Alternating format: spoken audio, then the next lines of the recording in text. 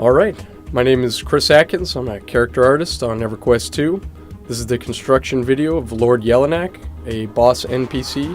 Basically, I started with a previously used skeleton because it saves time on animation, and I go right into box modeling. I start usually simply with a box. So from here I'll just extrude from a cube and then just start pulling it along the bones, trying to line up segments with joints. And from there I'll extrude a lower jaw, separate the mouth, and then I'll just start going in and detailing. And from here I'll just keep extruding out and polishing the surface. Then I'll usually go up, start shaping, body, head, stub out, very rough shapes. I try to select polygroups that sort of resemble the shapes of muscles, and that usually helps you get a good base geometry for processes later on, such as ZBrush and Photoshop and a lot of other technical things with models. And I only do one half because it gets convoluted and you really start losing track of shape and silhouette when you try to work on both sides of a model at once. And here are the feet. It's a pretty simple process. I just try to grab each toe, just blast it out really quick, get a nice rough shape of geometry. The wings are sort of a fun process.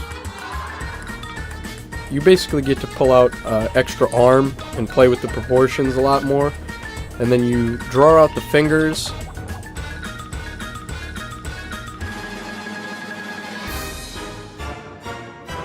And then here I go onto the head, and then I started plugging teeth in and tried to get the right shape and the correct look that the designers wanted, with the sort of ridged nose and furrowed brow.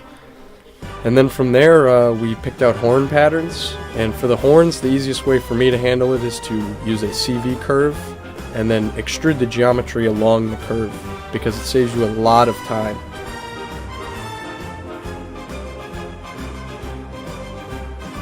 For the actual wing membrane, I like to use the custom polygon tool.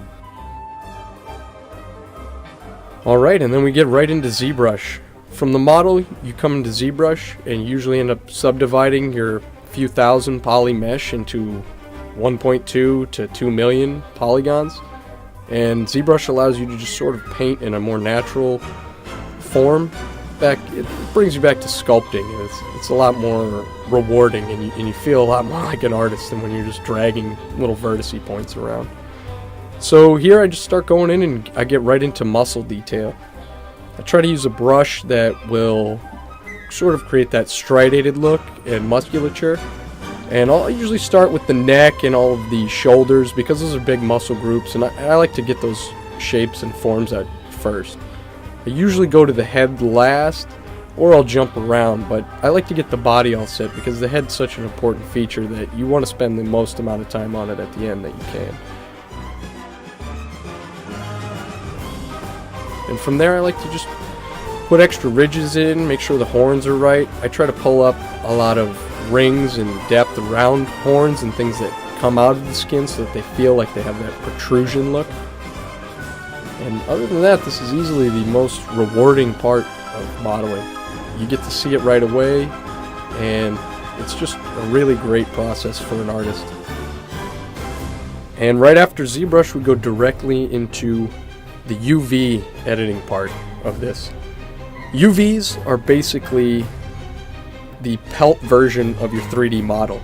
You need to take all of those polygons and lay them out on a 2D sheet in order to paint on your actual 3D object. So I use this program called Velious, which you can see here. Really speeds up the process.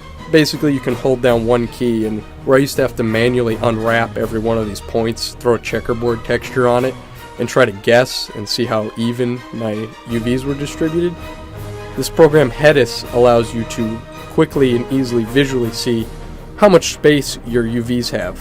Green is very good, blue is too much space, and red is not enough. So anywhere you have blue, you're going to get big time smearing, and wherever there's red, you're going to get a lot of pinching. So basically you're just trying to average everything the whole time. Now that the UVs are laid out, I go back into ZBrush and I'll start laying out the base color. It's a pretty simple process. You turn off inflation in ZBrush, and you turn on RGB mode, and then you can just paint colors on as you need. As you can see, this dragon is sort of taking on an orange reddish hue. The interesting thing is I don't follow directions very well. It's supposed to be white. But in the end we ended up getting back to that. So here you'll see that I go into ZBrush, and now I'm back into the white version where I start painting in the proper colors, which are a lot of blues and lighter hues. From here I'll make a few brushes, and we'll start laying dirt and other grime layers to sort of break up the flat color, you know, of wings and the body texture. I'll also usually make a few brushes for scales and other things that sort of help give it variation and bring a little life to it. And they're things that I photo sample because it's really hard to paint in some of those details, and when you're trying to save on time as well, it's a lot easier to photo sample things and sort of mix that with your general painterly style. And here we sort of get to start to see the final product. 6 days worth of work, and this is where it all starts to come together. You get to see the mesh applied with the actual shaders. You start to get to see some of the bump mapping and the lighting information and the normal map that drives all the scales. And then finally you get to see her in game. And that's pretty much the process. I'm Chris Atkins. I really enjoyed making this model. I hope you enjoyed watching it as well. I hope you get to enjoy slaying these creatures in the future, and I look forward to making more creatures for you. Sony.